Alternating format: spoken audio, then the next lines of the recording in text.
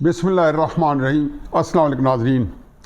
इमरान खान साहब कल joint investigation team JIT के सामने पेश हुए। बकौल उनके वो किसी पुलिस थाने में गए थे जहाँ पे वो सारे पुलिस ऑफिसर बैठे थे। अब इमरान खान साहब पता नहीं जो बात बताते हैं उसके बारे में उनके माने चाहने वाले हैं, उन पर ये लाजिम है कि वो मनवान मान लिया करें।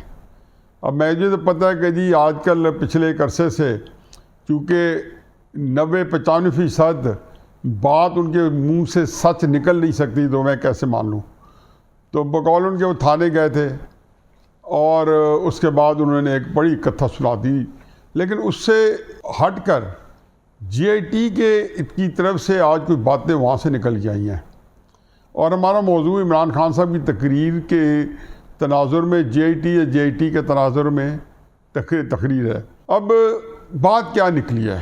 बात JIT के अंदर से ये निकली है कि इमरान खान साहब ने उनको कहा है कि आप लोगों को मैं निपट लूँगा। ये तो नहीं कहा एग्जैक्टली, क्योंकि मुझे इमरान खान साहब वाली जो है उस तरह से नहीं कि हर बात को तोड़ मरोड़ कर पेश करूँ।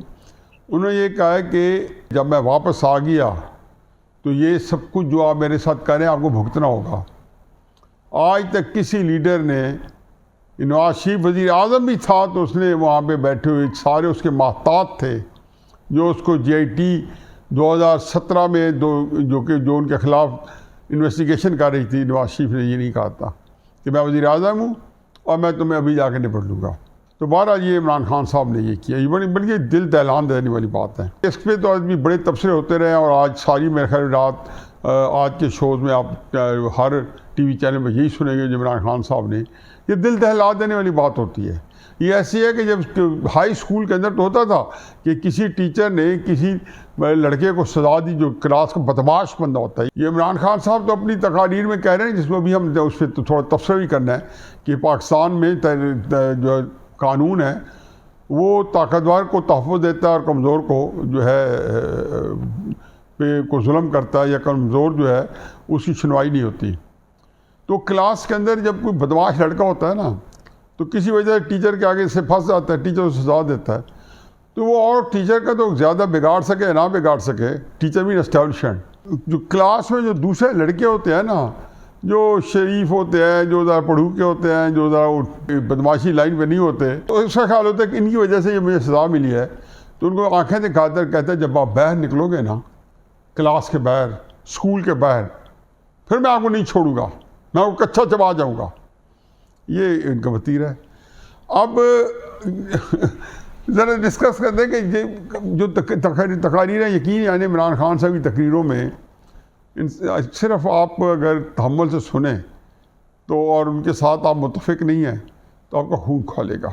कोई मेरिट का कोई असूल कोई ज़ाब्ता रखें, मजाल उनकी कोई तकरीर पूरी होती हो। पता नहीं उनके जहन में एक ऐसे उनकी तकरीरें जो हैं वो लोगों के अंदर जोश वलर पैदा करनी होंगी, क्योंकि उसी वजूहत तो ये है कि क्लियरली एक लड़ाई का माहौल है और उन्होंने पहले से लोगों को इसी बात का दौरान रो रहे हैं कि लोगों सफ़र है, उन्होंने पहले से लोगों को सफ़ आरा कर दिया है और जिनके ख़िलाफ़ किया हुआ है उनके ख़िलाफ़ वो डटे हुए हैं। तो चुनांचे इमरान खान साहब जो हैं, एक उनके जहन में ये है कि उनके आज तक ये कन्विंस करना कि वो मासूम नहीं है, ये कन्विंस करना है कि वो एक गुनहगार इंसान है, वो पैगंबर नहीं है, वो नबी नहीं है, ये बड़ा मुश्किल है। उस जहन के अंदर उनकी कुछ चीज़ खलबला रही है जो उनको अपने आप को महफूकुल फितरत समझती है, वो कानून से बालातर समझते हैं, लेकिन उसके लिए जो मिसालें देते हैं उनके ऊपर फिट नहीं बैठती। अब वो फरमा रहे हैं जी कि मैं पहली बात तहरीक इंसाफ के लिए बनी।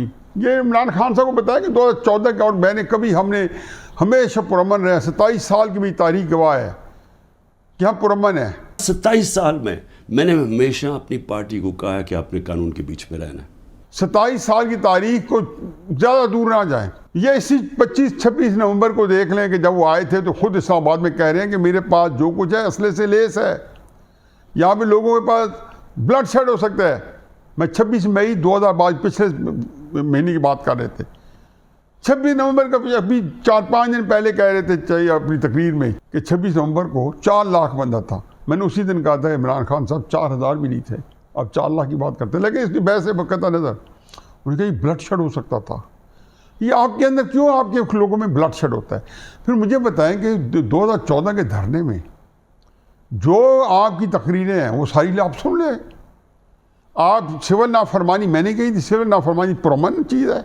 ये वज़ीर आज़म के घर के ऊपर आपने कहा हम जाएंगे, पहले आपने एक तकरीर की कि मैं जाऊँगा तो जाती उम्रा के बगैर हम धरना देंगे। ये पुरअमन है कि किसी का घर जाती, वो तो आपको पता नहीं और कई के मसाइल थे, वो क्यों नवाज शरीफ का घर तो वहाँ जाना है और उन्हें धरना देना है। फिर वज़ीर आज़म हाउस की तरफ आप गए, पार्लियामेंट में हमला किया, रेडियो पाकिस्तान में घुस गए, एक एसपी जुनेजो को आपने गुलैल से गुंडारा मारा। अभी पीछे दोनों जब पुलिस आपके सामने आई, नहती पुलिस है कि उनको पता चल गया कि क्योंकि हर जगह पे हर पार्टी के मुखबर होते हैं, तो पुलिस ने बता दिया नहते हैं।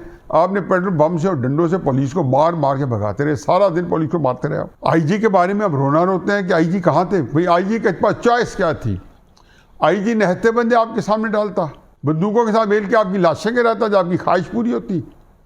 इसी कल की तकरीर के अंदर मैं ज़िमनी बातें करता जाऊँ, कल की तकरीर में फरमा रहे हैं जो है हमें हमारा हक नहीं है एहतजाज करना, पुरअमन एहतजाज का, GHQ के आगे हक नहीं है। बिल्कुल आपका हक है। आपको पुरअमन एहतजाज करने की इजाज़त नहीं है कहीं GHQ के सामने या कंटोनमेंट के सामने। आप कहते हैं जी GHQ के आगे जाने का हमारा हक नहीं, आपका हक है।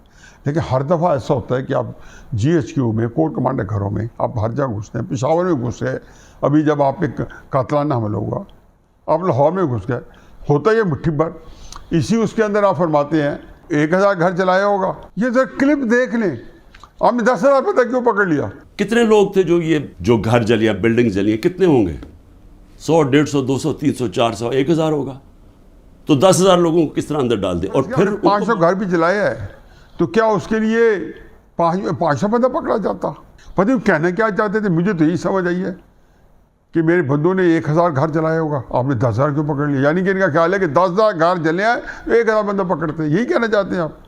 बहरहाल जो कुछ मुंह में आता है ऑल फॉल इमरान खान साहब फरमाते रहते हैं, उनके मुंह से निकलता रहता है। फिर कमाल मोहर से कहते हैं की साजिश जो है ये मौजूदा हुकूमत ने 9 मई की साजिश मौजूदा हुकूमत ने की है। कैसे की है कि मौजूदा हुकूमत चूँकि एस्टैब्लिशमेंट ने नालायक हुकूमत को बिठा दिया और वो डिज़र्व नहीं करते थे, और ये सबसे अहल हुकूमत ये थी कि पाकिस्तान की तारीख की सबसे करप्ट, सबसे बद इंतज़ामी, सबसे आगे सारे झंडे गाड़े। खुद पता है कि कितनी करप्शन हुई है ऊपर नीचे से लेके, चूल्हे हिला के रख दी करप्शन में।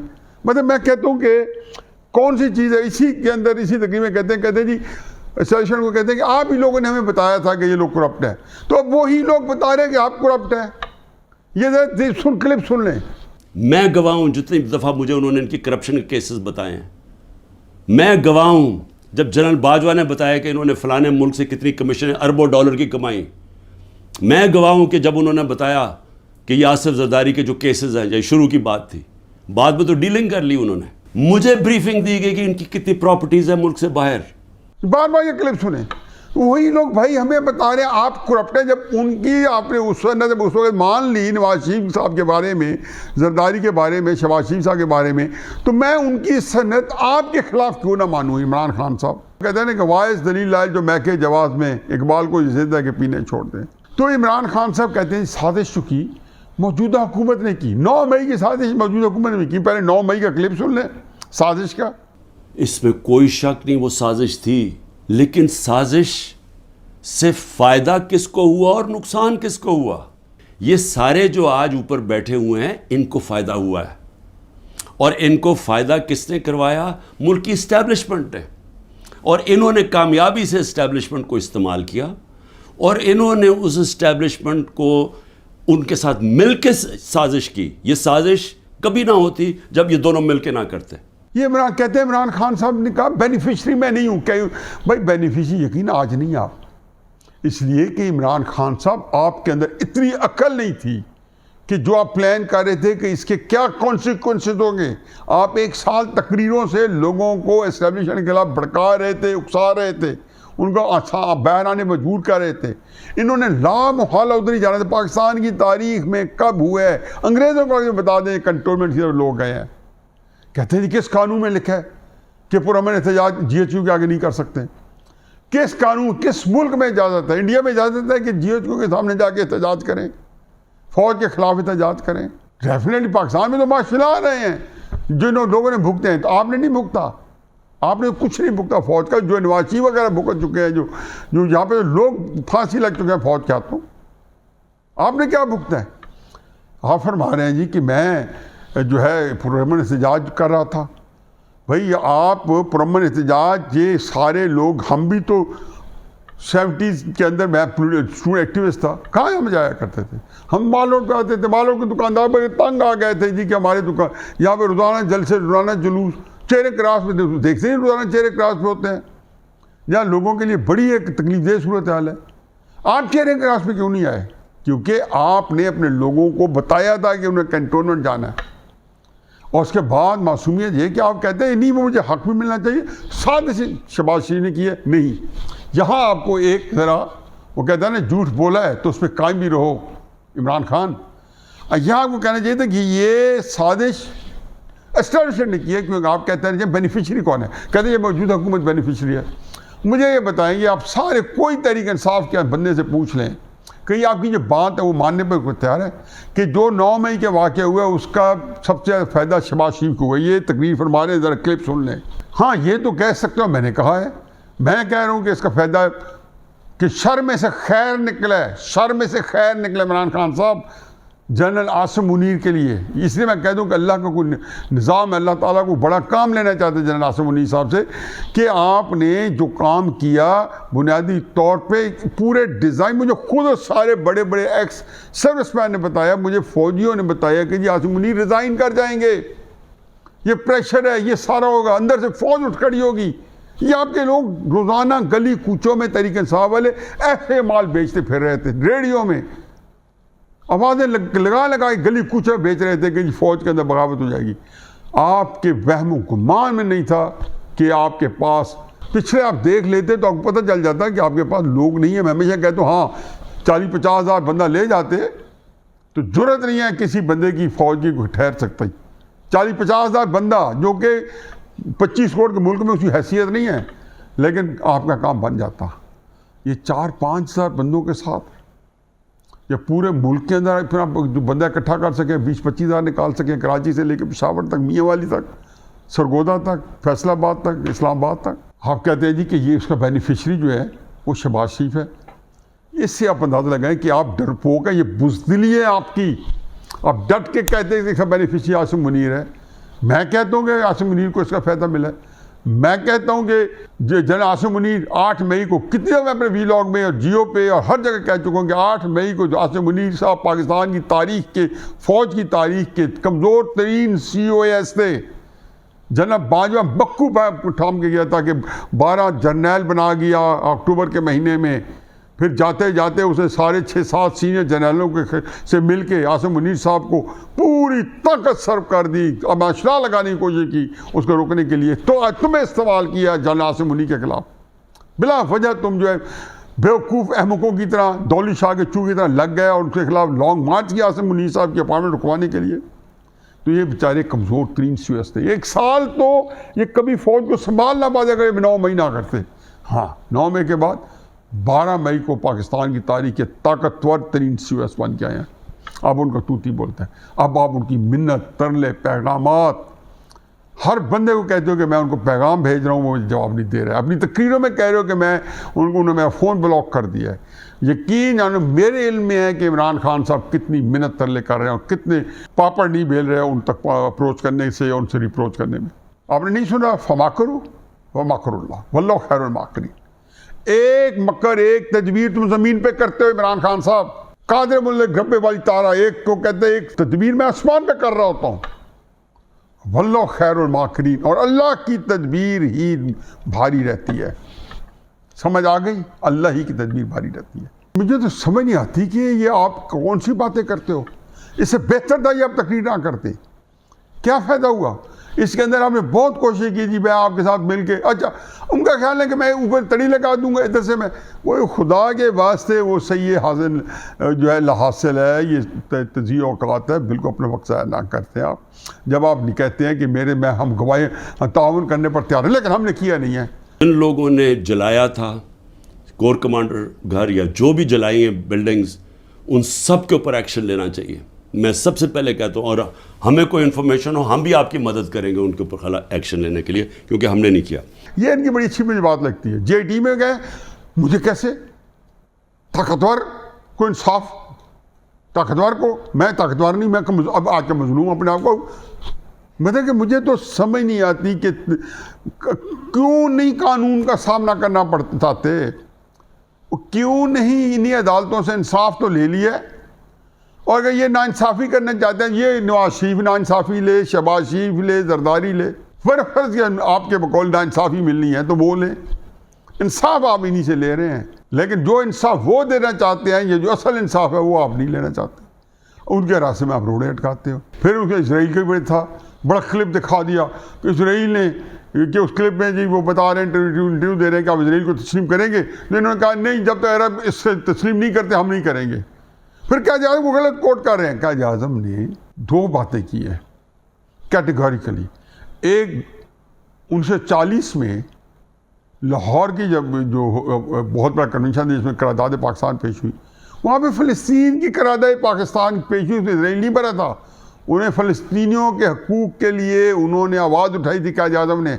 मैं तो तारीख़ को डिस्टॉर्ट करती हूँ, और वो भी बड़े बड़े अकाबरी। मैं चलो जो बंदा साहबा कराम के बारे में से आगे मैं नहीं जाता हूँ कि मुझे तकलीफ़ होती है, उनके बारे में अपने मुताबिक चीज़ें फिट करता फिर रहा हो, तो कायद आज़म किस चीज़ की बला है। वो तो कहते हैं जी मैं तो कायद आज़म जो है पाकिस्तान मैंने बनाया, अब उन्हें कहते हैं और बचाना मैंने ही है, या मेरे लिए बना था और मैंने इसे बचाना है। ये आज भी उनकी कम पेश यही सूरत हाल थी।